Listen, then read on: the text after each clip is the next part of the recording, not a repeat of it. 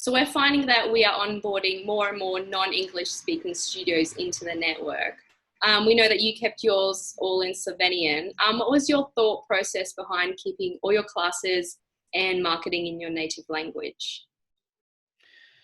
So culturally here, and I'd say for Central and Eastern Europe, you would find the same story. I actually stumbled upon F45 in Prague, where our friends in Prague, shout out to them, were kind enough to take us on as clients. And this is where, we started thinking about building our own franchise first.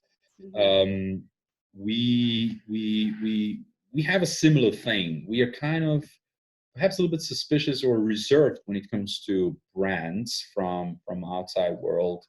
Obviously that has changed in recent 5, 10, 15 years, but people will not just flock into a studio or business just because somebody brings something from UK, US, Australia, or somewhere else, right? You need to prove yourself. So the way to do that is to, just as I tried to explain earlier, is to take that brand and all the good that it comes and just slap some local look and feel to it.